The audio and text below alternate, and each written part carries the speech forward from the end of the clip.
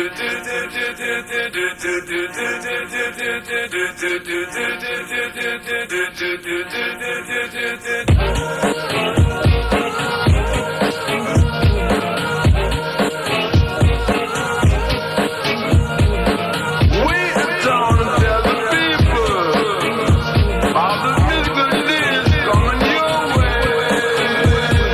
right, guys, time to go home. We love you. We'll see you next week here at Jerk of All Trades Podcast. Whoa. Hold on, Eddie. What's up? Is there something going on with the tech billionaires? Are you trying to escape the Matrix? Does time space not exist in your world? Because No. Yeah, it's time to go home. I believe this is the beginning of the podcast. Oh, shit. This My is not bad. the end of the podcast. Well, if that's the case, it's time to go to work. Jerk of All Trades Podcast. There we go. Episode number 12. What's up, guys? What's up, Ray? We are back in the saddle again. My bad. Despite what Eddie may have been confused on, this is not the end of the show. This is the beginning of the show. And what an amazing fucking show we have lined up for you today. Yeah. Eddie hit him with a couple of teasers of some shit we're talking about. We are stacked all day, every day. We got Papa John's delivering you some white powder. Oh yeah. We got Wal-Mart looking like the Titanic's got a couple leaks in the system there. Yeah, maybe a little bit. And poor Wal-Mart, all those billions of dollars, and all of a sudden they're starting to show a little weakness. And we got some shopping malls going extinct, like the Triceratops Rex. And some cable providers starting to wet their pants a little bit over their numbers going down. So we got chat programs that you talk to when you're depressed. Oh yeah, the Chatbox. We've got in Latin America they want to reawaken the dead. That's pretty crazy. And we've got some more hot button issues. We're going to talk about Bill Maher. And absolutely stacked show. Episode 12, Jerk of All Trades Podcast. We're back. We're better than fucking ever. So yeah, with that being said, let's fucking do it. And as Eddie says, let's go to work. So, yes, sir. Hot topic of the week, motherfucking Bill Maher. Eddie, you wanna hit give him a little? I'm sure they probably heard it unless they're living under a rock. Oh, of course, yeah. Bill Maher, tell a little bit about it. He's got that show, Politically Something. I'm not the biggest fan of the world of it. I believe he actually had that show like decades and decades ago. Real Time with Bill Maher is a show he's had. He's got a new show. Apparently, this show has existed for 15 fucking years. 15 years, and I'm really, really perplexed by that. I did not realize this show has been around for so long. So yeah, well, I guess he was interviewing a Nebraska Senator, Ben Sasse, used the N-word, the ER N-word. Yeah, didn't even filter it. What? Tell him what he said. I'm gonna let Eddie do the quote because Eddie is half black and I'm not black at all. So yeah, I'll only take half an ass whooping for this one. Yes. No, maybe you'll filter it. Yeah, Maher was interviewing Senator Sasse, and who's white, by the way, too. Yeah, so that's what I was wondering. There was not a black person to be seen on this stage. Maybe there were some black people in the crowd. Definitely not on the stage. Bill Maher. So yeah, Sasse must have been working him over on coming to Nebraska, and Maher, which replies, "I've got to get to Nebraska more." And Sasse said, "Well, you're welcome. We'd love to have you. I'd love to have you work in the fields with us." To which Maher said, "Work in the fields? Senator, I'm a house nigga. No, it's a joke." And like I said before, I can imagine groans. He said and not Yeah, there was probably many a groan in that crowd. That was definitely not a very not sure what he was thinking. Not a good joke. Obviously it just came off the cuff. That couldn't have been something that he had planned. Yeah, that was definitely not pre-written. HBO's denouncing the remark as completely inexcusable and tasteless. Of course they are. Can you imagine HBO coming out and being like, "Hell yeah, hey, we thought it was fucking funny, dude. He ain't no house nigga." What did you think Bill Maher was? He's a fucking multi-millionaire. He's had Real Time with Bill Maher for 15 fucking years. He's definitely not toiling in any fields. I think we can agree with that. So yeah, I mean, clearly he's detached from reality a little bit here. Once you start making all this money, you kind of like, it's like these rich people. It's like they can't even tie their own shoes, and like they don't understand like the simplest things can trigger people. And I don't know if Bill Maher says that shit a lot in his own personal time, But if he does, it's this is a reality check, and it's time to shape up. Yeah, it's not time to go to work. It's time to maybe not go to work. Not for Bill Maher. Bill Maher actually is coming back to the show tonight for another episode. I can't even imagine how many episodes this fucking show there are. I can say that I was actually I was a fan of Politically Incorrect back in the day. I used to watch it pretty regularly. I was a fan of Bill Maher. I watched his stand up. Religulous, I thought, was a very entertaining movie, even though it was a bit skewed. So yeah, I've been a fan of his for a while, but this is not the first time that he's said something that's been pretty divisive like this. Actually, after the 9/11 attacks on Politically Incorrect, he actually was talking about the 9/11 hijackers. He said, "We have been the cowards lobbing cruise missiles from 2,000 miles away. That's cowardly. Staying in an airplane when it hits the building. Say what you want about it. It's not cowardly." So obviously that didn't go over very well. That was probably pretty bad timing for that. I'm not going to give my opinion on the joke. I actually think that there's an interesting thought process to it, but I think when we were 6 days out of 9/11, that probably wasn't the best time to say it. Nah. So, yeah, I mean, I think that, I talked about last week with Kathy Griffin, and obviously Eddie disagreed. I don't think Kathy Griffin's funny. I do actually think Bill Maher is funny sometimes, or at least he used to be. I don't really keep up with him these days, aside from this. But, I mean, it's First Amendment. It's freedom of speech. It's freedom of expression. So I think that he's allowed to say these type of things, but at the same time, there's going to be backlash when you make a joke like this. And, yeah, that was pretty politically incorrect. There's no other fucking way around that. So, yeah. So people have the right to, abandon his show, even if they were even watching to begin with. I mean, he's been up for 15 years, so I imagine that some people are watching it, right? I'm assuming so. I didn't see the movie. I never really seen his show. I never seen his stand-up. Religulous is worth watching. It's worth watching. I remember you telling me about it. So maybe you know what? Fuck it. It's too late. Sorry, Bill Maher. You lost me. You missed the boat. You never had me, and then now you definitely don't got me. So we'll catch you around town. Yeah. So, is that all you got to say about that one? Or yeah, absolutely. I mean, I'm not going to crucify him too much over it. There is a situation. If Bill Maher was black, this could have actually been funny. Like, I have an uncle, on my dad's side. He's a mechanic. And I also have a cousin that's fucking gay. Like, flamboyantly gay. He's fucking gay. He's fucking gay. Yeah. When you see this motherfucker, you say, motherfucker's gay. He's gay. So... not that there's anything wrong with that. Good for him. Live his life. If we're working on the car and a homie comes up and my uncle's like, "Hey, you want to come work on the car with us?" And he's like, "You kidding me? I'm a house nigga." That's kind of funny because the motherfucker doesn't know shit about working on cars. It's a relevant joke.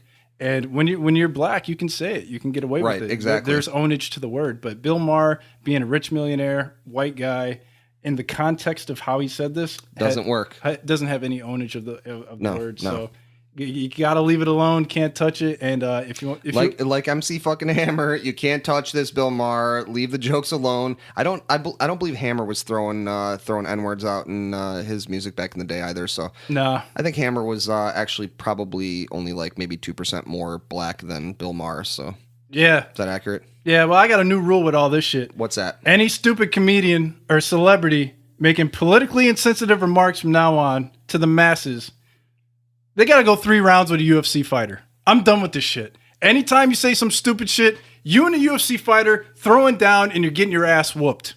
That's my style of most likely dealing with this shit. You don't know. Bill Maher might be a fucking badass. Dude, they could put Bill Maher with the smallest chick MMA fighter and he's getting tapped the fuck out in seconds, numerous times. Probably. So, with that said, UFC 212 was live last weekend. Give us the fucking Rio de Janeiro, recap, Brazil. I was 2 for 2 in my breakdown of my picks. In the main event, Max Holloway defeated Jose Aldo. If I had bigger balls and the Eric Silva pick didn't go against me, didn't get burned by that Eric Silva pick, most likely would have picked Max Holloway here, but I didn't. He won by a 3rd round TKO. He's now the undisputed featherweight champion of the UFC.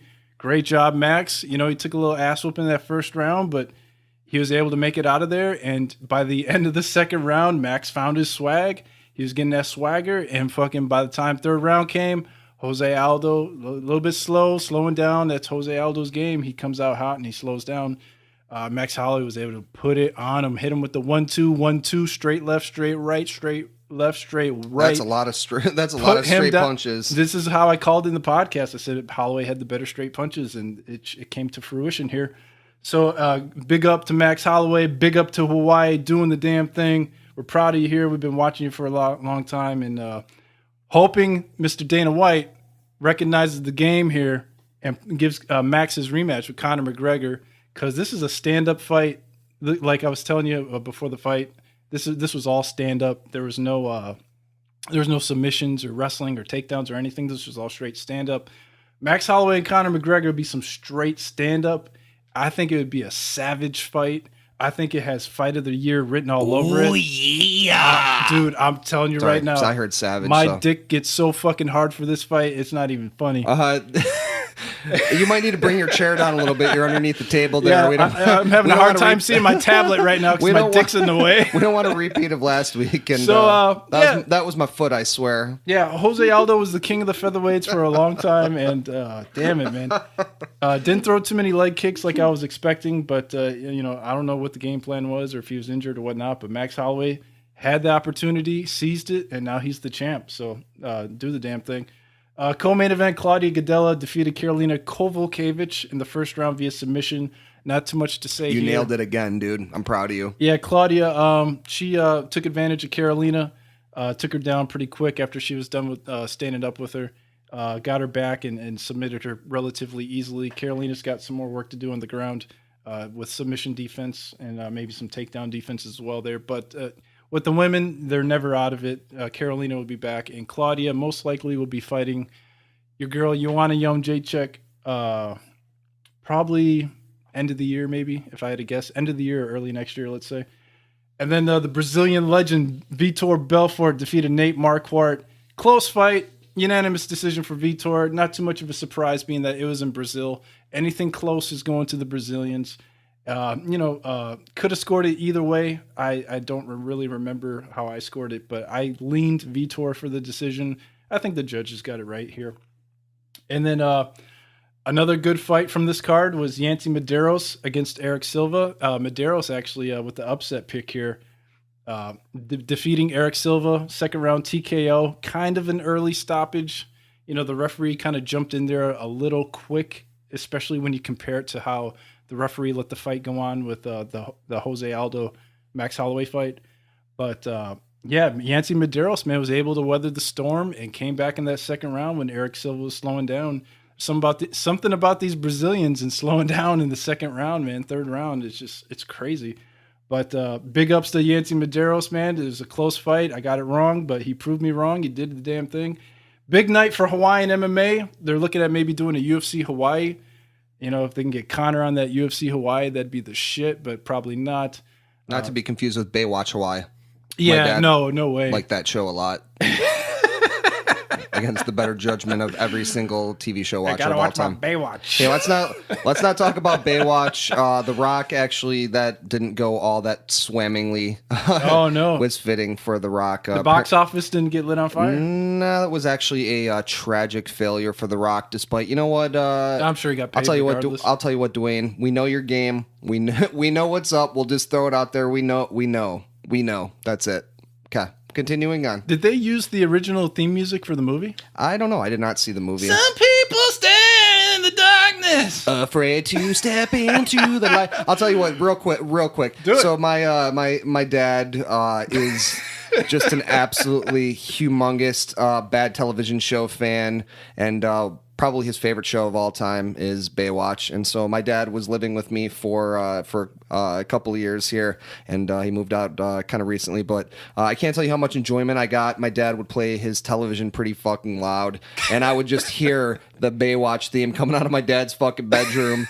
And I knew my dad was just going to have an amazing fucking night. And I would be jealous of my dad because I don't know if I've ever enjoyed anything in life as much as my dad enjoys bad television shows. So my dad would get super pumped. I remember one time he was just like literally screaming at the top of his lungs. I was actually worried for his safety. I knocked on his door and I went into his room, and apparently my dad was cheering on Mitch as Mitch was battling against an electric eel, and he was telling me in detail.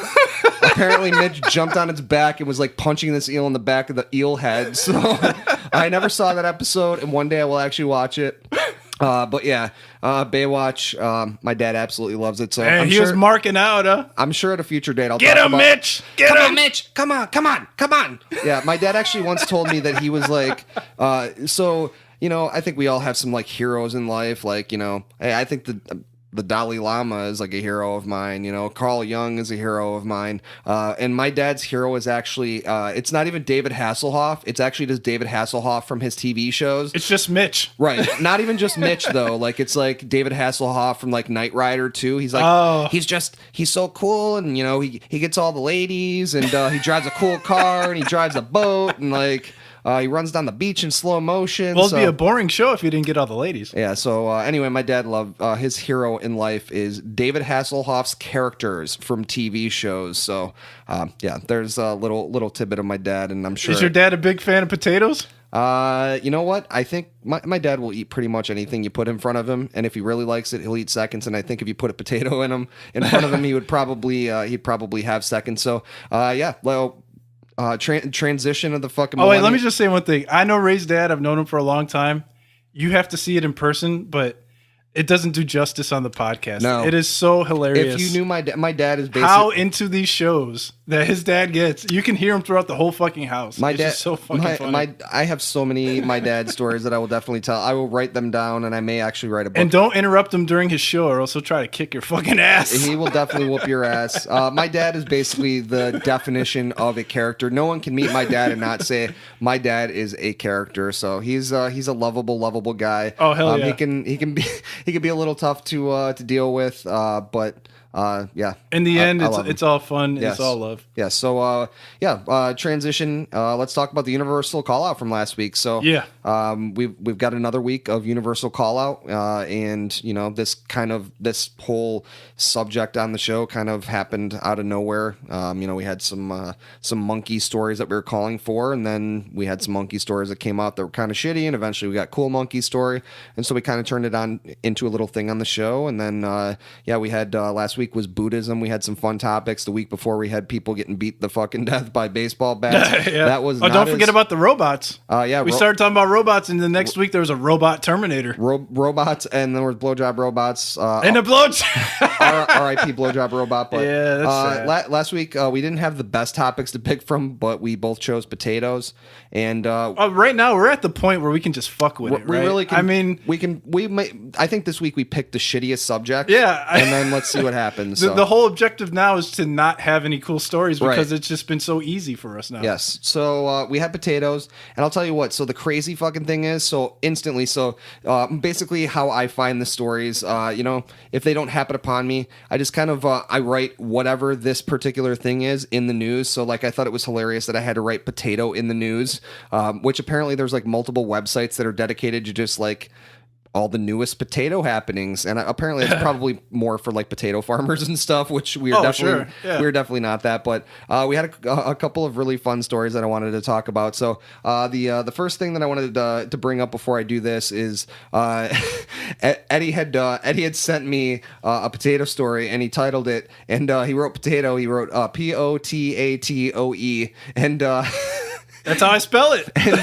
And I couldn't help but laugh and then respond to him. And I basically brought up the Dan Quayle thing, but I didn't really kind of fully spell it out. And Eddie was confused on that. And so then I had to send him a whole article about Dan Quayle and how his entire vice presidency was basically defined by the fact that he didn't know how to spell potato. And not only that, he scolded a child on it. So only in America. Only in America.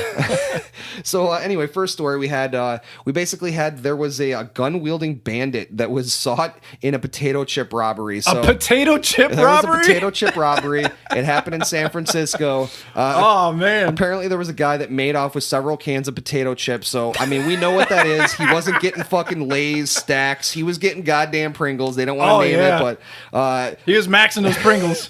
I can't imagine what would happen with that, but I guess he whipped out a firearm. He demanded the cashier fork over the Pringles. I would speculate what kind of Pringles he got. I mean, you got to get fucking barbecue Pringles. For sure. Sour cream and onion. And barbecue. Barbecue's got to be top. Actually, for Pringles, give me some original. If you got like fucking, they have some weird flavors now. Don't get the fucking weird. Like I don't play with that cinnamon shit. Fucking like what the nobody fucking eats that shit. Yeah. On a Pringle? Yeah, that's a thing. They have some weird ass Pringles out there. Hell so that's story number one. Was that number one from the end of our podcast last week? So yeah, we actually had literally. When the podcast ended, the next day I looked up potato in the news and I saw that was the first fucking it was story. It was from like 19 hours ago, which was basically literally like right after. Exact same time that we did the universal call out. So like literally the universe like dropped this topic immediately as we said something. So, and then in looking into this, I thought it was hilarious that apparently not 2 weeks ago, there was actually a man who used a potato chip bag in a robbery attempt. So oh, jeez. there was a guy who robbed a car wash in Northern California with an empty potato chip bag and supposedly had a handgun. And that had to have been Lay's. And then it had to have been Lay's. He probably wasn't if it was a Pringle can, he would have never got his fucking hand out. No one would have believed that. Like, I have a real tiny gun in here, trust me. Yeah. Then he has to like have the cashier like pull the Pringles can off of him. Like, she just thinks he's like trying to get those last couple Pringles out He's of like, there. you're lying. It's a knife in that Pringles can. That ain't no gun. You don't scare me.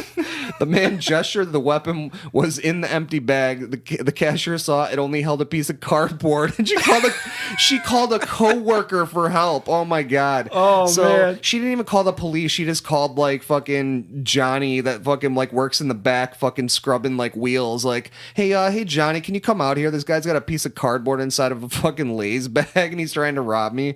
And then apparently the suspect fled on foot. Of course, he didn't have a car, but so anyway, yeah, that's that story. And then we had another fun story. We had there's apparently this is happening in Australia.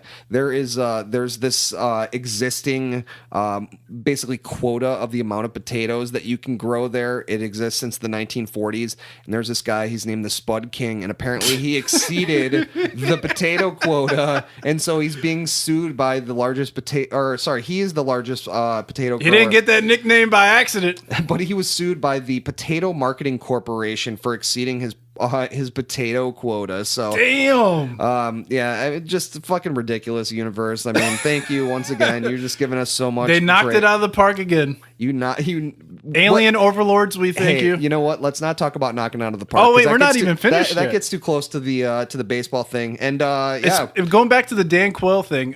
Me and Ray, we keep in contact pretty frequently during the week. And I was working on the podcast, I think it was Sunday night or Monday night.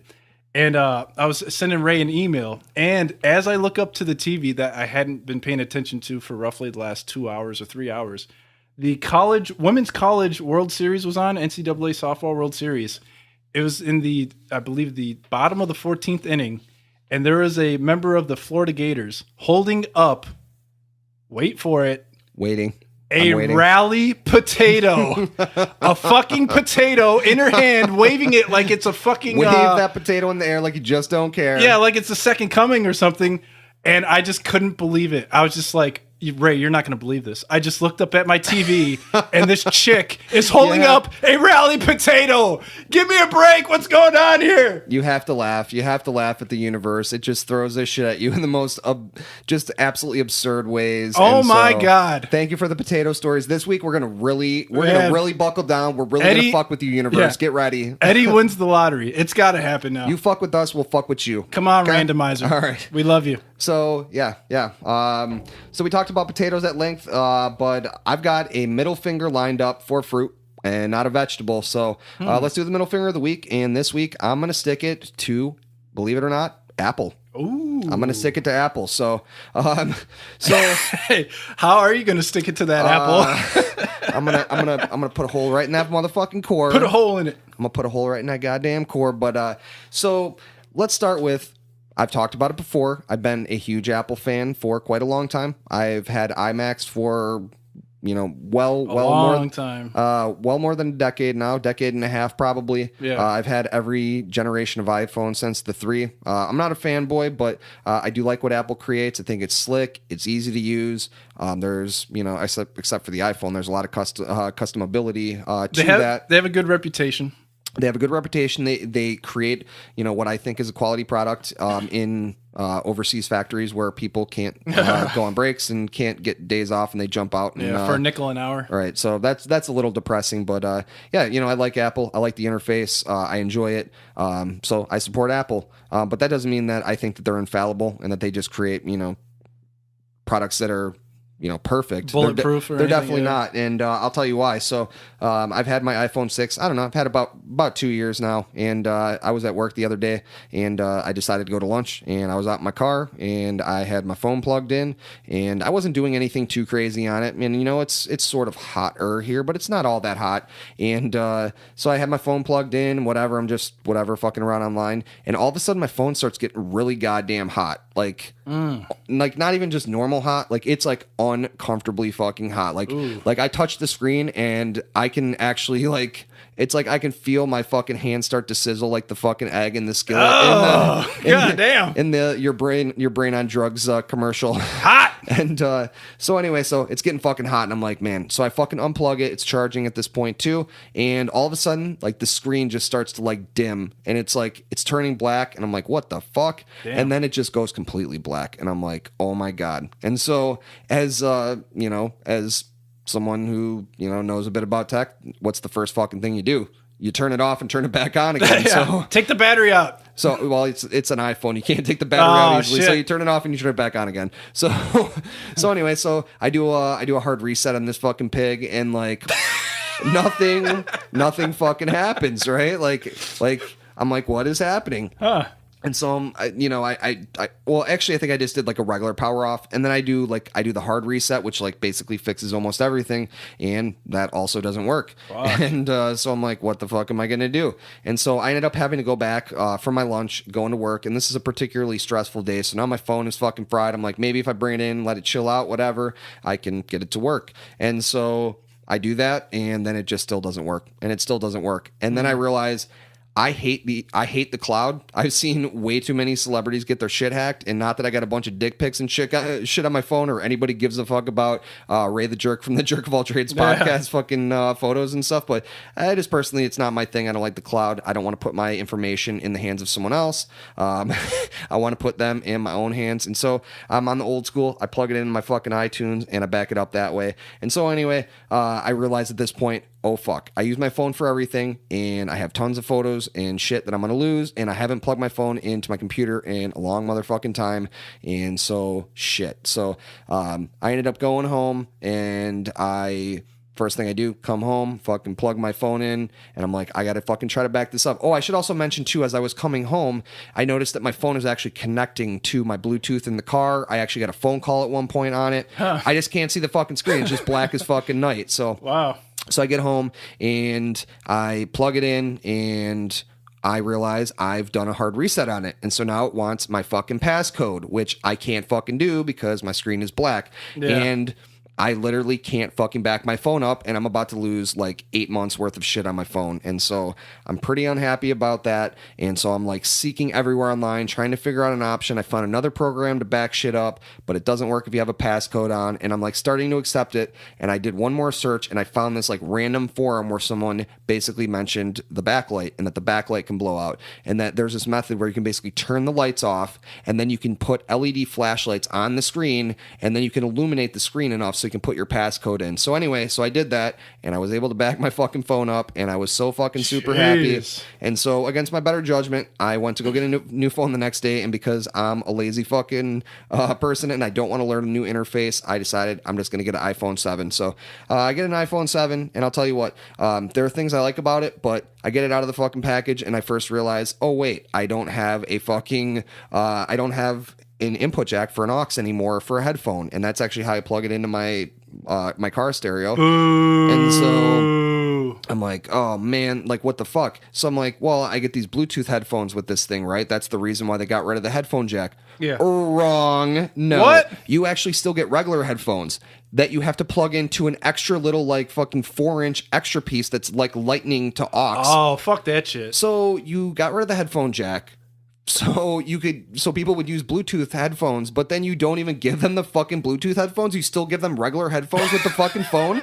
Like, this thing costs $800. You couldn't give me fucking Bluetooth headphones? Yeah, like, what no the shit. Fuck are you doing, dude? Apple, that is whack as fuck. And let's be honest here, man. Like, every generation of the iPhone, like, I got an iPhone 7, I had a 6.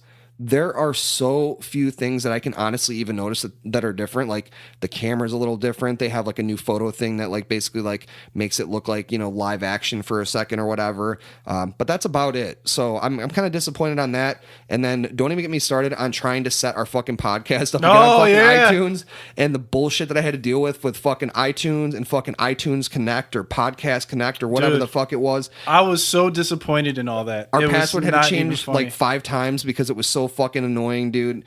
Dude, I was ready to rip. I don't have hair on my head. I have a chrome dome. Yeah. I was ready to grow my hair out. It's like that beard was coming off the face. I was going to rip my goddamn fucking beard off.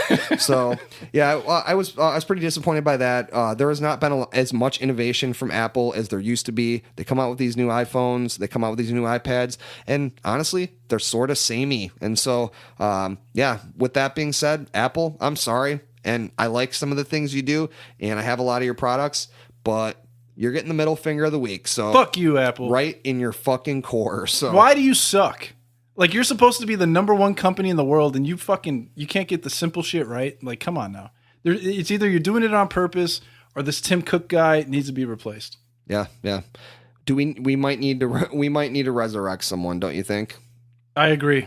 But that's in the 3rd segment, I believe. Okay. So yeah. Maybe we'll talk about that at that point. So all right, let's go to break and let's come back and let's hit a new segment. Papa John's cocaine delivery. We got Wal-Mart, we got malls going out of business. Oh, stay tuned. Lot more. So getting good. Yes. All right.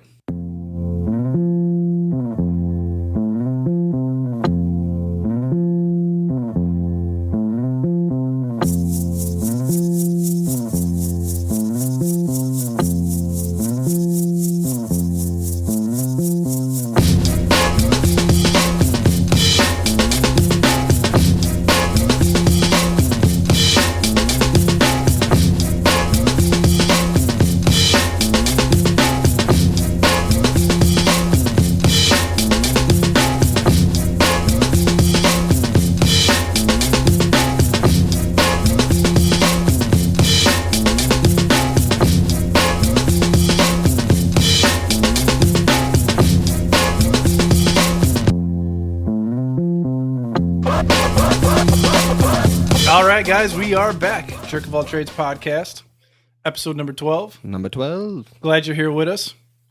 And we're moving on in segment 2. Hey, Eddie. What's up, Ray? Hey, I need my cocaine. Oh, you do? My cocaine! I'm Dr. Roxo, the Rock'em Clown, and I like cocaine! Nice!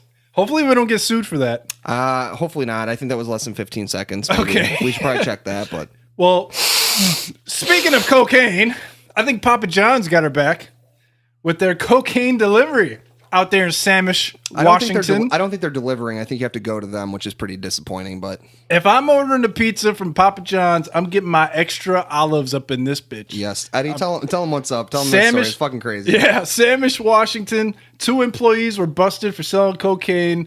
Customers that were waiting on their special quote-unquote toppings were in the parking lot after placing their order. Apparently, you had to order with your extra olives, drive down to the parking lot of Papa John's, and pick up that yayo like it was Friday the 13th or some shit. Oh, my goodness. Fucking gracious. That's fucking crazy, man. I mean, I've never heard anything like this before. I think the only time I ever heard this was...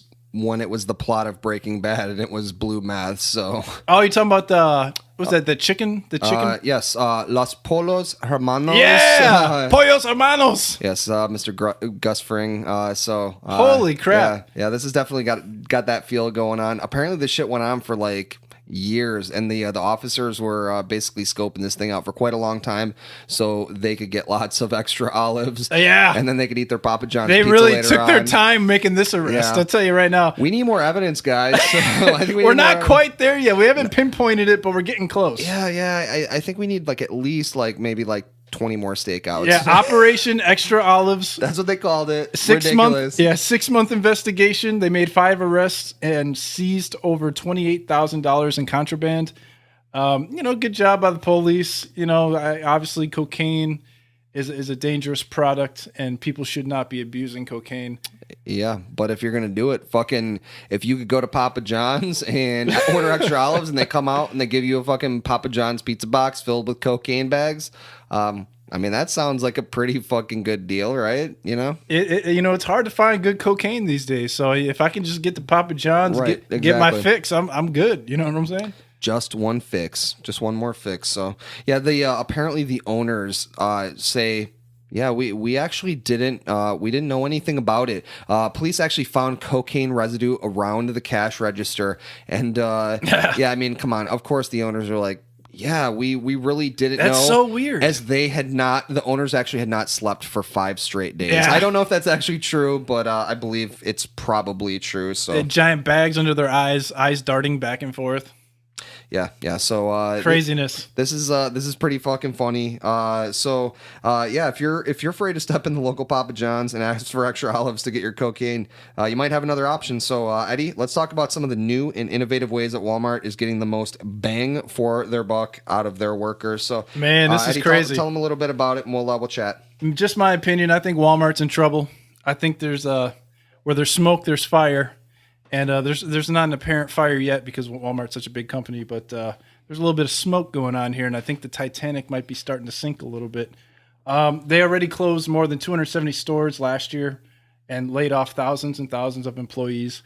This is directly in response to online shopping and more brick and mortar, man. More prominently, Amazon. The Amazon. I don't know who owns Amazon. You know how like Steve Jobs was Apple. Yeah. Who's the Amazon guy? Whoever the Amazon guy is, good job because you're changing the game. Yeah. Walmart's starting to piss their pants.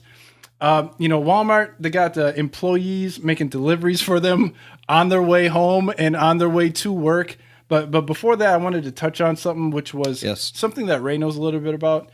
I did work at Walmart many moon ago. Don't they have a call-in sick policy?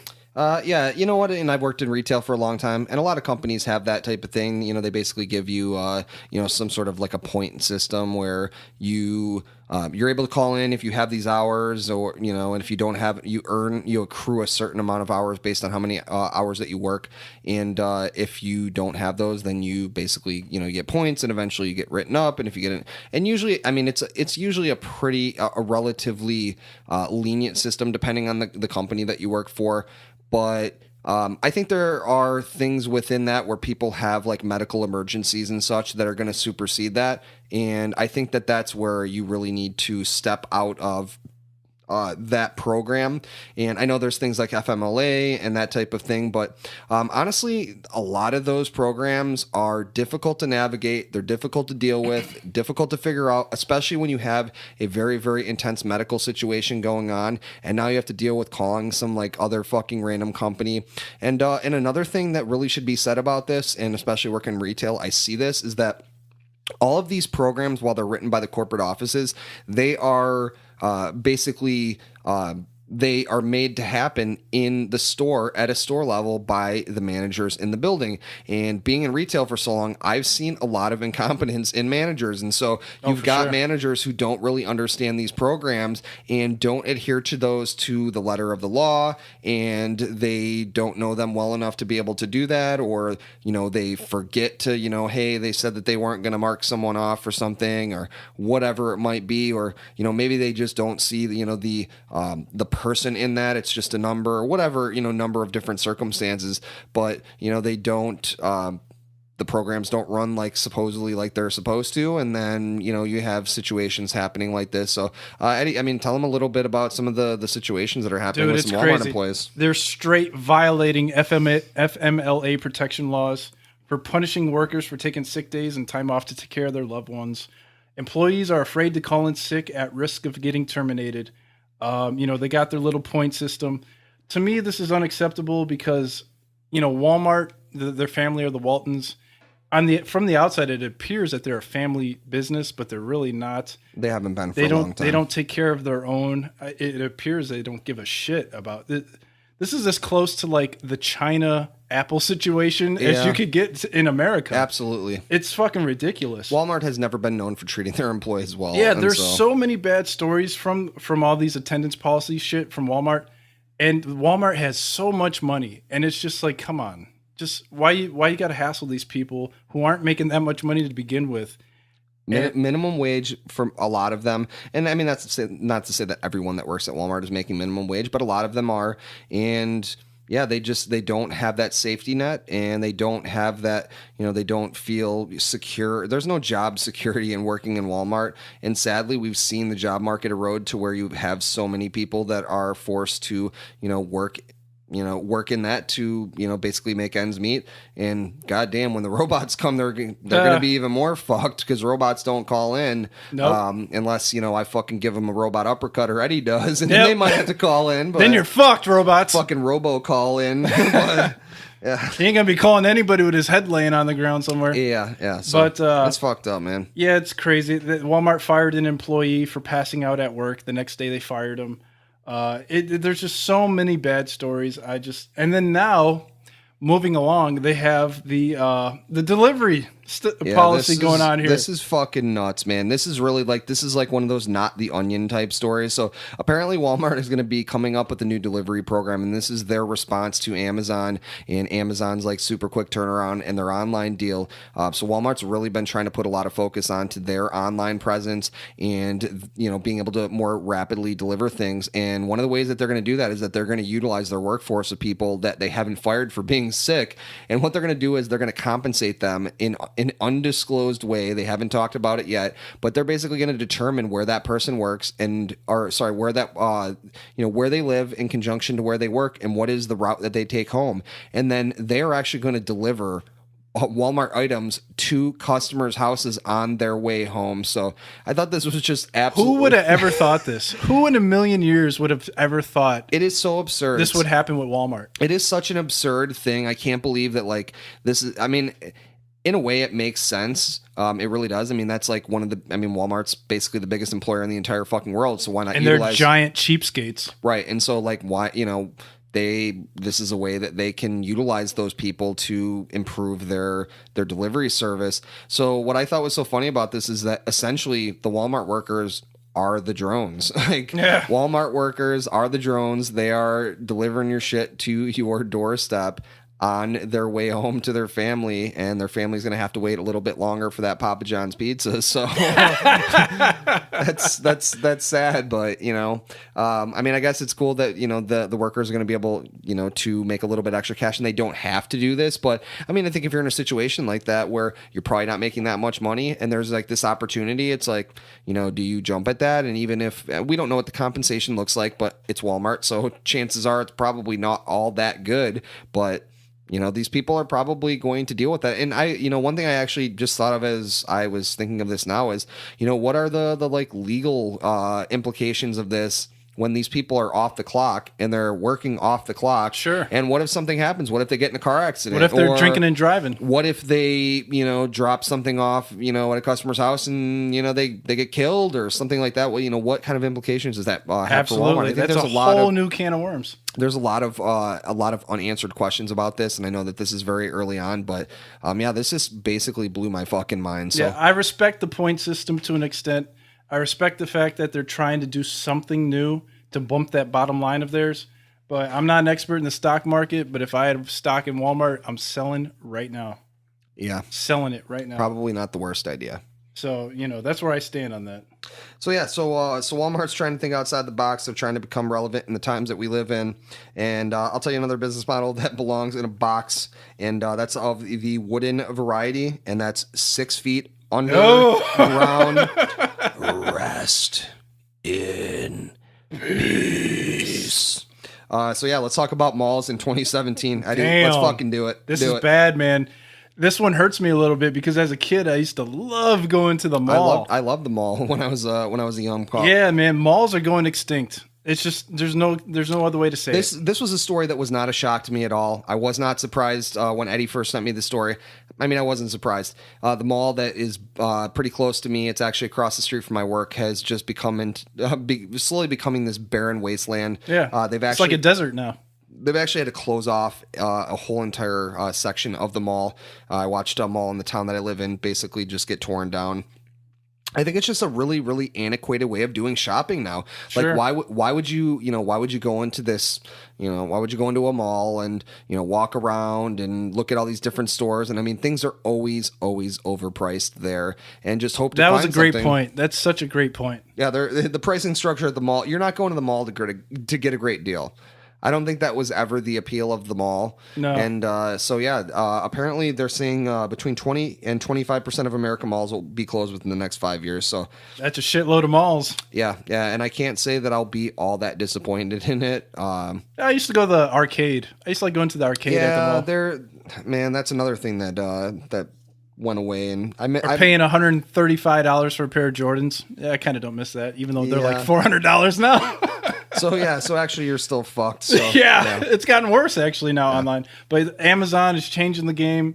First, it was Walmart putting a hurting on the malls with the better prices. Yeah. But now Amazon's like, hey, we'll send it to you in 2 days for $100 a year. Yeah, Amazon at the cheapest price. Amazon, and not just Amazon, I think just online shopping in general has just really, really put a hurt into the brick and mortar stores. You've seen so many businesses start to go under, close stores. You got Sears, you got Kmart, you got Macy's. Yeah, we were just at Kmart last week, yeah. and it was Yeah, it was death. It was just gone. There was just nothing there. I still like to go into my local Kmart that somehow survived. I'm not really quite sure why. I think it's just because there used to be a Walmart that was very close to it, and now it's not there.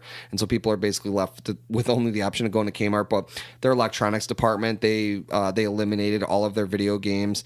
And one of my favorite things about this particular Kmart is that they have on the wall, they have where it basically says like music and entertainment or something like that. And the M is like the original like M from the MTV logo back in the day, and it's still chilling up there. It's been up there for probably like 30 years. Yeah. And it's like it's like going into some sort of weird fucking time warp when you go into this place. Like it feels like you're in a simpler time where, when you wanted to buy shit, you just went to some weird fucking store that was just overpriced and had shitty checkout lanes, and instead I go on to Amazon or wherever the fuck else I want and I order the shit that I actually want and I get it shipped to me and I'm happier for it at a great price, and it comes quick, and you didn't have to wait in line and walk around a bunch of fucking kids and teenagers get sold on like every goddamn this frustrates me to know on the fucking program. So you go into Kmart and it's like, you're signed up for the fucking program and like this and that, and you got to answer a million questions on the fucking pin pad and donate to this and donate to that.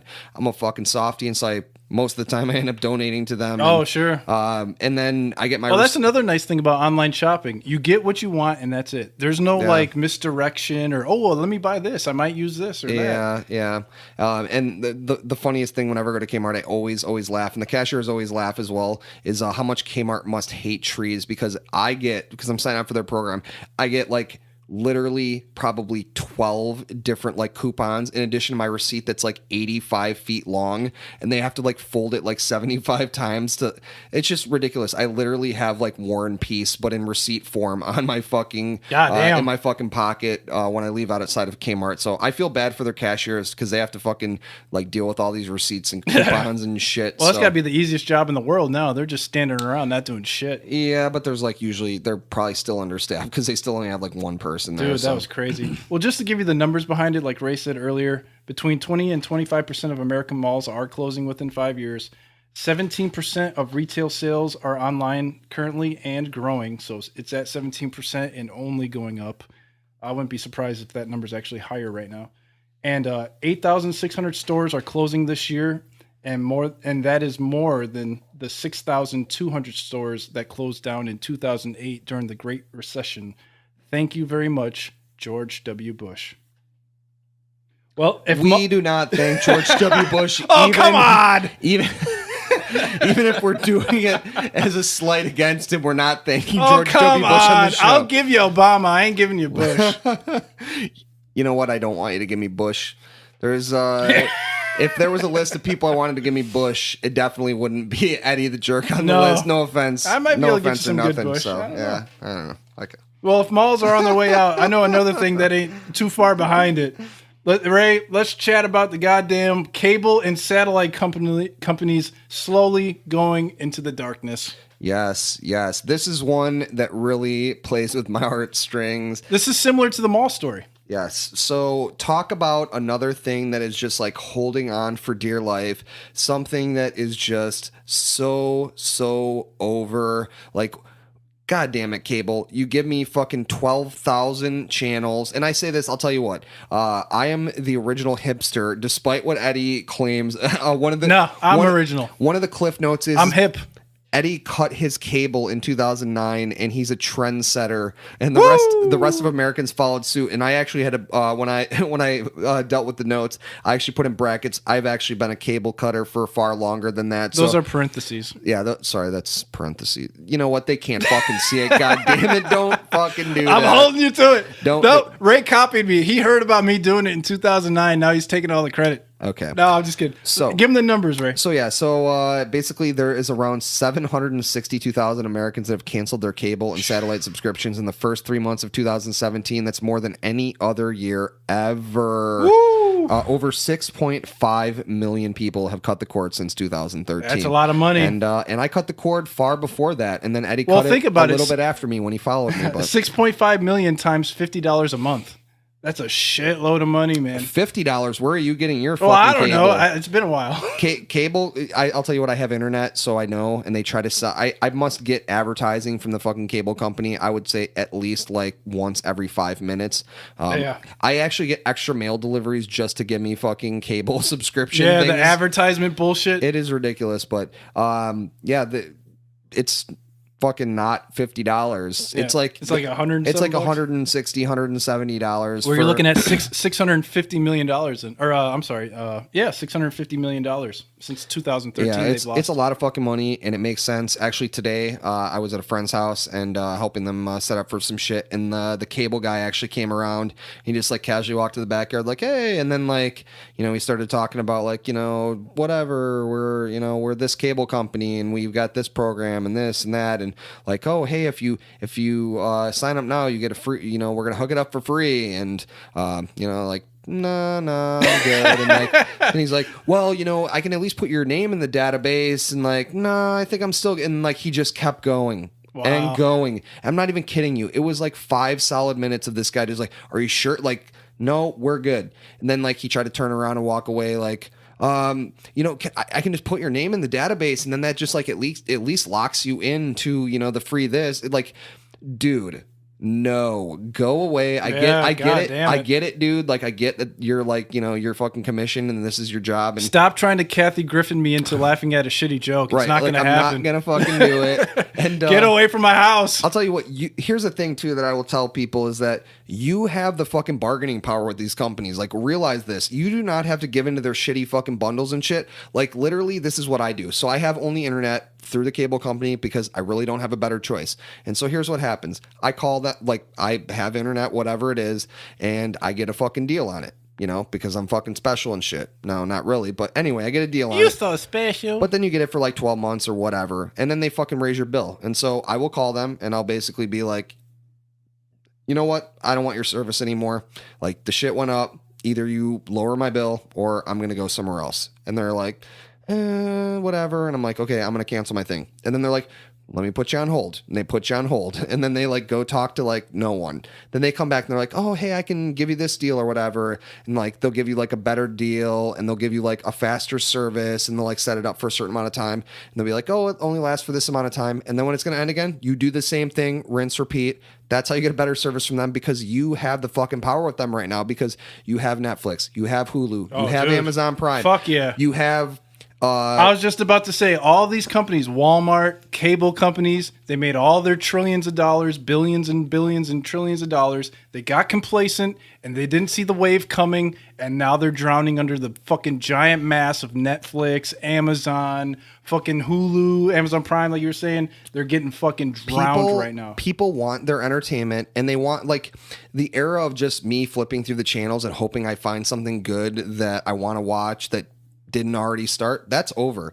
I can watch anything that I want ever. My friend can allegedly download anything that he's ever wanted ever, including new shit that just came out like 15 minutes after it aired in high definition. Like, I don't have to spend my time watching bullshit entertainment. I can watch the things that I want when I want to watch it, or my friend can do that allegedly. Yeah. And that's just, I mean, that's me. It's crazy. Or my friend being savvy. But even if you're not savvy, you have Netflix. You can watch shit. You know, you watch a new show comes out, you watch the whole thing right away. Like the whole season. You can watch the whole season right away. Why are people dealing with cable and satellite companies? They're not. And until the cable company and satellite companies up their game and give people what they want, here's the deal. I think it's too late. A la carte is the way that they have to do it, and they're never going to do it because there's too many licensing agreements and there's too many dicks swinging with all these different cable companies because they want to be a part of the pie. They want to be in everyone's home. So you know who wants to do that? I read about this probably about 6 months ago.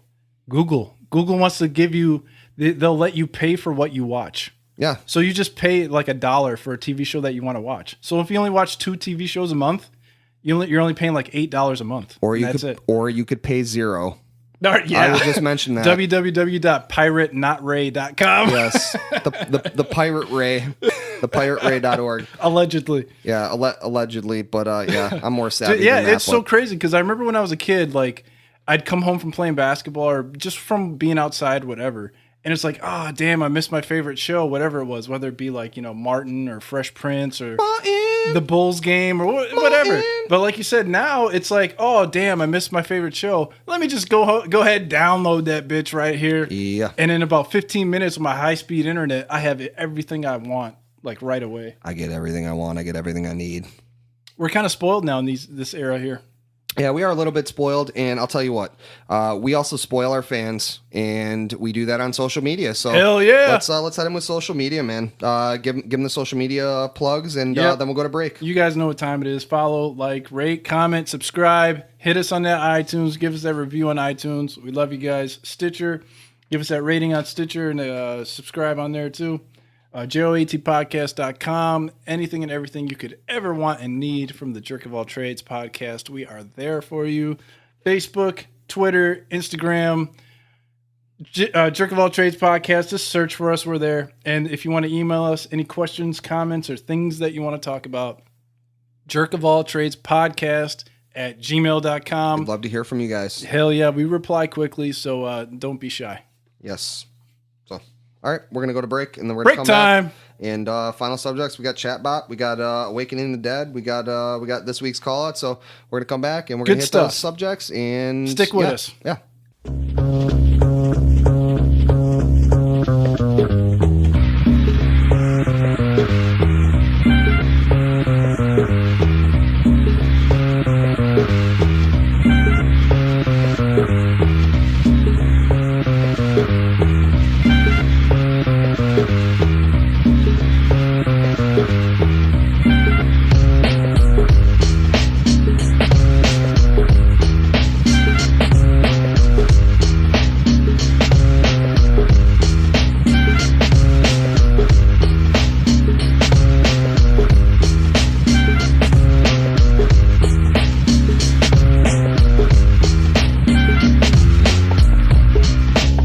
All right, guys, we're back again. Jerk of All Trades podcast. Final segment. Thanks for sticking with us.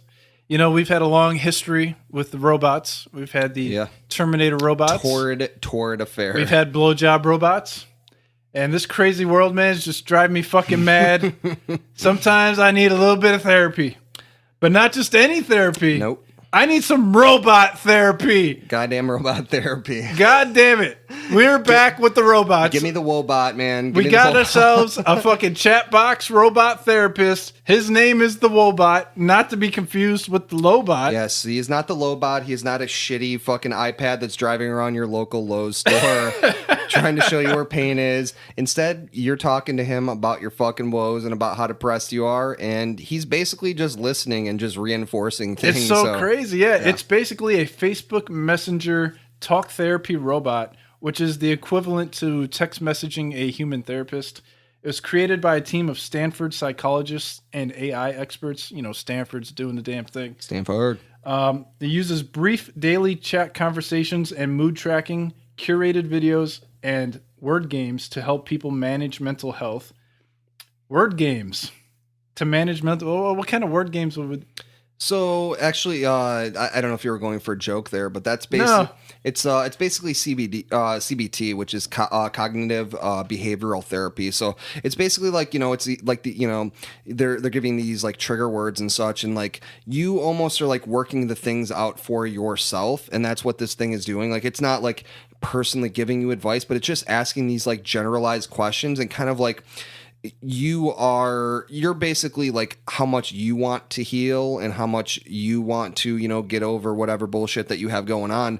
Like this therapy and this fucking Wobot is basically allowing you to do that because it's going to give you those words and things that allow you to be able to start talking about those things and like working through all of your own shit and your own depression. Because that's a big thing. It's in your mind, it's in your subconscious or even your conscious mind, and developing, those depressions, those anxieties and that type of stuff.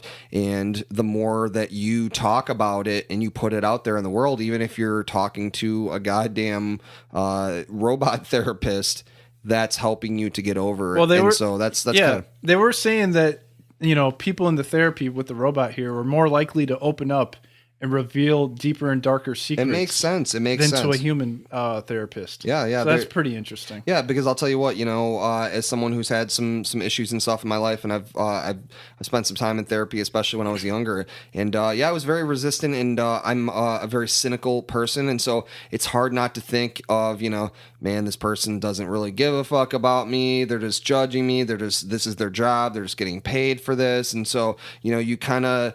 That makes you hold back and you don't really, delve into those things like you could. And so people almost feel more comfortable with robots. And it really makes sense because people have really started to click with AI and, you look at people who are able to, talk to people online. We talked about that, and people that, play online video games, and they're able to be a completely different person when they do that because, they have the solitude of that person doesn't actually see them. And I think that this is a similar concept. And I think it's really interesting. And I think that this could go cool places. And if it helps people, I think that it's definitely a good thing. But for sure. It's still it's still kind of weird and murky at this point. So yeah, well, it says here that in 2014, DARPA, dude, started a study with a virtual therapist named Ellie. Hello, Ellie. How are you doing today? Hello, Ellie. Yeah.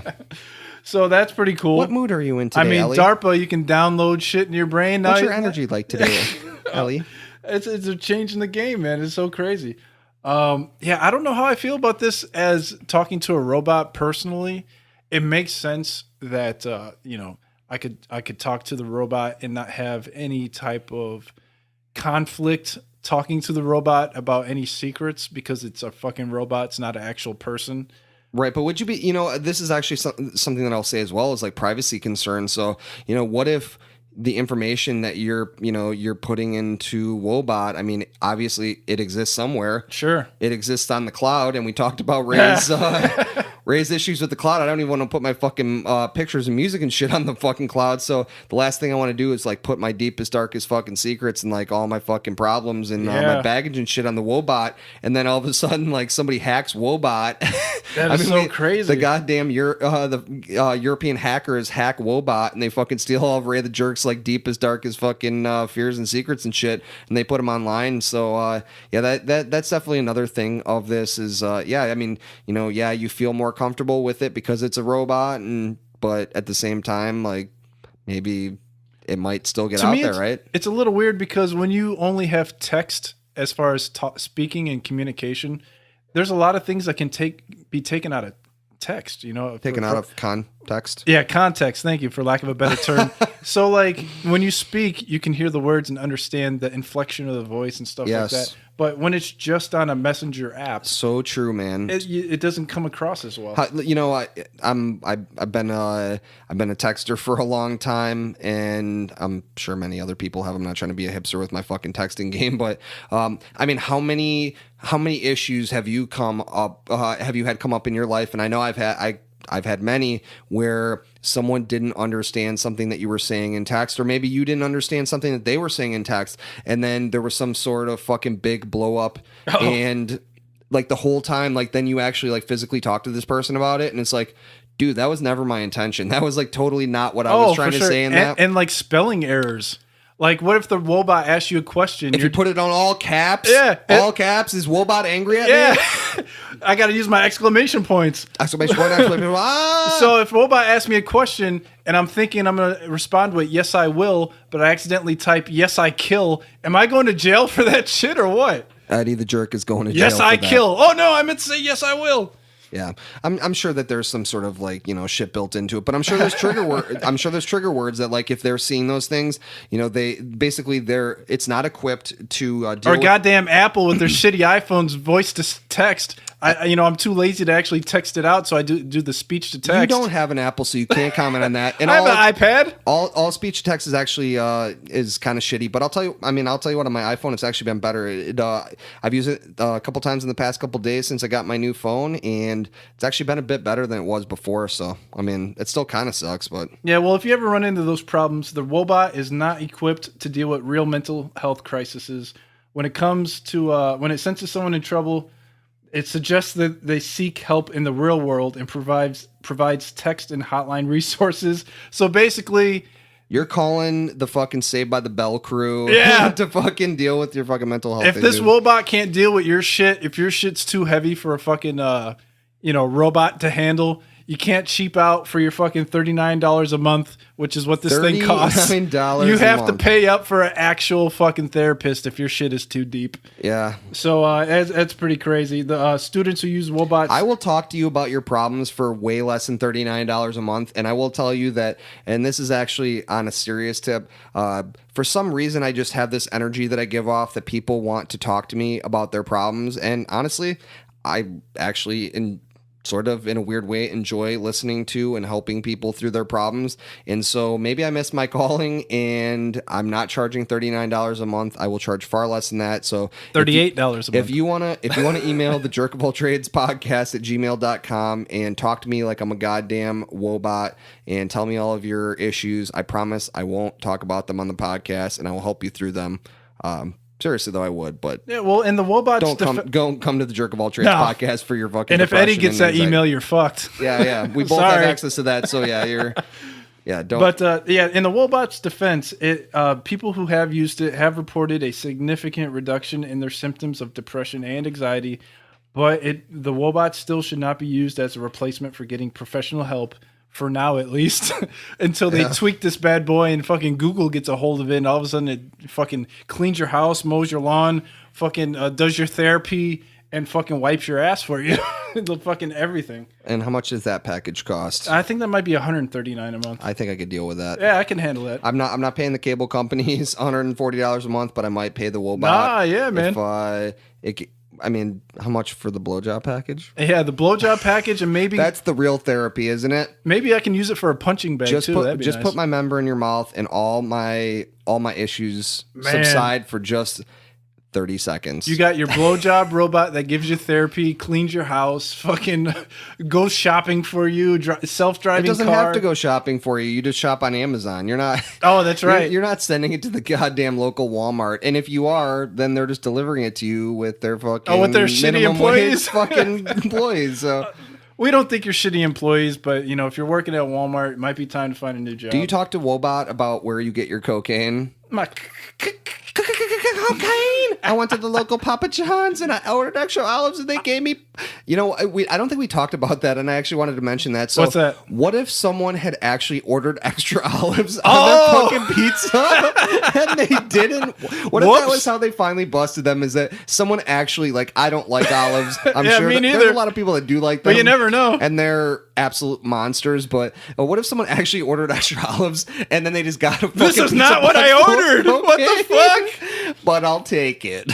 And of course, the jabroni that orders extra olives fucking reports to the police that they got some cocaine on the side. We fucking know your game, extra olives guy. If you like extra olives, you are a fucking sellout, dude. Fucking ratting everybody out. What the fuck, everybody man? else's good time. It was such a good time. I can get my fucking cocaine from fucking Papa John's, and you got to ruin it for everybody. Guy that probably doesn't exist. We don't know. We just made this shit up. Your extra olives. Fuck it. If you're ordering extra olives, you're a fucking goody two shoes ratting everybody out. Goody two shoes. Fuck you. Craziness, man. Well, hopefully talking to that robot doesn't leave me flatline and brain dead. But if it does, there may be a new app for that. Ray, you want to hit him with this waking up from the dead resurrection? Oh my goodness fucking gracious, man. So this is another story. When I read it, I'm like, this can't be real. This is super crazy. And oh no, it's actually quite real. So let's talk about fucking possible zombies, reanimated corpses coming into the world. I've said it before. I'm a humongous fucking horror fan, and there is so much meat on the fucking human bones here. So let's talk about reawakening the dead. So we've got a U.S. firm. It's called BioQuark, and they plan to test stem cell theory on brain dead patients. They're based out of Philadelphia. They announced this shit in late 2016, and basically they think that brain death is not irreversible. Wow. And so they want to change that. So crazy. They want to bring people that have died back from the dead, and man, there are so many implications to that. What the fuck happens? I wonder if they can bring Kathy Griffin's career back from the dead. Probably not. Probably not. Probably not. Probably not. Sorry, Kathy Griffin, you're getting it for a while, girl. Yeah. Sorry. Yeah, that's about all she's getting for a while. So yeah. Have you seen her face lately? I believe we speculated how many dollar store facelifts she's had, and it's quite a few. So yeah. Nice. Yeah. So it hasn't even been tested on animals. They're going to test it in Latin America. The steps of this thing are pretty fucking crazy. So number one is they are going to harvest the stem cells from the patient's blood, and then they're going to inject it back into their bodies. Number two, they're going to receive peptides into the spinal cord. And then number three is they're going to undergo a 15-day course of nerve stimulation involving lasers. And seriously, you cannot fucking make this shit up. They're literally using lasers, and I believe they're coming out of sharks' eyeballs. I don't know if that's true, but I would like to believe it's true. They're using lasers, and they're going to try to bring about the reversal of brain death.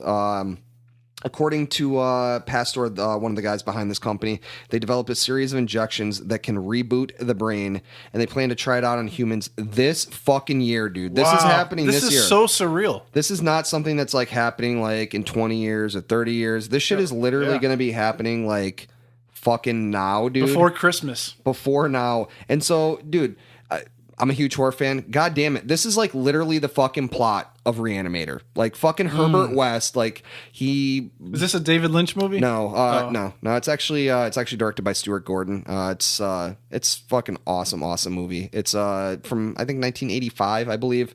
And basically it's based on oh man, I'm gonna brain fart here. H.P. Lovecraft. It's based on a book of his, and he basically has this like serum that he creates, and he uses it to, you know, bring them back to life. It's this like green glowing serum, and it doesn't actually go that well. He actually does test it on an animal. He tests it on the cat, but so and even crazier than that, this shit is literally called Reanima. Oh, nice! It's literally called Reanimator almost. So Jesus, well, they must be a big fan of the movie then. It's certainly possible. It could be possible. I mean, how else would this idea come about? And on that horror thing too, like, so another one of my favorite directors, his name is Lucio Fulci. He's an Italian director from the 1960s, 70s, and he really became famous for a movie called Zombie, which was actually named Zombie 2 when it came over to the United States, because they tried to make it seem like it was a sequel to George Romero's Night of the Living Dead. Or actually, no, sorry. I think they try to make it seem like it was a Dawn of the Dead sequel. But anyway, yeah, it takes place in Latin America, and it's badass. It's got badass special effects with zombies and shit. And same type of plot going on in that. And obviously, zombies are fucking the bee's knees these days. So sure. All I will say is that I really hope that this whole situation ends up a lot better than what The Walking Dead show has been like pretty much since like season 1. And if it ends up any better than that, then we might be okay. So yeah, never seen it. All my horror jokes aside, yeah, this shit's fucking crazy. Like, we're gonna be trying to reanimate the dead. Like, I'm wondering how much this is gonna cost. What is the what is the safety level of this? I mean, it's only stem cells being shot into you, injected into your body, so it can't be that, it's not like they're cracking open your skull and reviving your brain that way. Yeah, this is super alive. Yeah, it's super interesting. Alive. Am I gonna be walking around like Frankenstein with staples in my head? Yeah, I mean, how do you sign up for this program? I mean, that's fucking crazy. Does your family sign you up for it? And like, if they are able to bring these people back, like, I mean, we can speculate about whether or not we have a soul, but I mean, do they have a soul? Are they aware? Do they have a consciousness? I mean, there's so many fucking questions to this thing. Sure. And it's coming about soon. Like you said, by the end of the year, they're going to be running this shit out. So yeah, it's fucking definitely going to monitor this one. Yeah, it's fucking crazy. So, yeah, once I wake up from the dead, I'm really hoping that I have all my internal organs intact. I hope so. Because, yeah, let's fucking talk about the fucking Chimera. Let's talk about the goddamn Chimera, because this shit is fucking... Is this the man-bear pig? I believe Or no, the... damn it, I fucked up. What is it called, Ray? It's actually not a man-bear pig. It's actually just a man pig. Oh, it's a man... Oh, so damn it. They need to combine this shit with a bear, and then they will have the fucking man-bear pig. So, yeah, the fucking Salk Institute, basically, they're aiming to develop a chimera that is made of both human and pig stem cells. So, chimera, in case you didn't know, it's a multi-headed fire-breathing monster from Greek mythology. So this is definitely not that, and I would actually like to see that. I really feel like we're like in the middle of like an actually pretty badass like horror action movie, or maybe in the beginning stages of like a really awesome video game or something, because we've got fucking man pig chimera things being created. We've got them raising the fucking dead. We've got Wal-Mart sending their delivery drone workers. Papa John's and that cocaine. Like, this would be the most badass fucking video game ever, and instead this is just the real life that we're living in. So it is so strange. Yeah, this is fucking crazy. So they're developing fully grown three-dimensional tissues and organs from stem cells. They're going to be growing human cells in pigs, and apparently, yeah, that's the most similar to humans. Yeah. And the big challenge for them is to improve the efficiency and to guide human cells into forming the particular organs in pigs. They're using something called CRISPR. Eddie, why don't you tell them a little bit about CRISPR? Man, CRISPR's changing the game. They're changing your DNA. They're going to, well, this is just something they're speculative at this point, with right now, but they're using it with these goddamn pigs. And, well, the pigs, they have similar organs and tissues that humans do. So they're figuring that if it works on these pigs, it will probably work human to human too, work on humans. So, CRISPR, they're talking about... changing every aspect of the human being from the beginning, right? Yeah, creating humans, like a model. Like, say you got this girlfriend and you want a supermodel baby, or, not a supermodel baby, but a baby that turns into a supermodel, that grows into a supermodel. I mean, if you're big, I don't think there is even a thing as a supermodel baby. If I had to choose, I mean, I believe that's like an oxymoron. Is that like a pageant child? Oh, like that John Benet Ramsey? Something like that. Is that too early to make John Benet Ramsey jokes? I think that's been like 20 years now. I think you're good. Yeah, I think we're okay on that. But CRISPR, man, they can change your eye color from your DNA. They can change your height, your hair color. Literally anything. I don't know if it's purely cosmetic. Like, I don't know if I can get a rocket scientist kid to pop out, that'd be pretty fucking cool. Girl. But CRISPR is basically making it so that I don't have to procreate with Ronda Rousey to have my... your Ronda Rousey baby? My Ronda Rousey baby. So that's pretty cool. I don't have to, stalk and hunt down Ronda Rousey anymore. I can just get my CRISPR Ronda Rousey baby instead. But you have to wait for her to grow up before you can Woody Allen her. But hey, man, she might end up being better than Ronda Rousey now with CRISPR. So who knows? I mean, by the point that I want her to be 150 and God damn it, I want arm bars in fucking 5 seconds or less. What was that, your Chris Jericho? Number 1462. Oh yeah, arm bar. All arm bars for this chick. All arm bars all the time. So yeah, man, CRISPR's changing the game. Maybe. I will say that we looked into CRISPR a lot. I watched a whole what basically equated to a fucking a Ronco fucking commercial for CRISPR, in which they talked about all the things that CRISPR actually could do but didn't do yet. So I think it's a pretty cool concept, and if we can change things about people before they're even created, I think that's pretty crazy. But they're wondering about the ethics of it all. Yeah. Like, do you agree? Like, they should be able to? Like, do you think they should pay for it, or do you think they shouldn't do it at all? No, I'm not one to hold back science like that. I think that science should continue to move forward.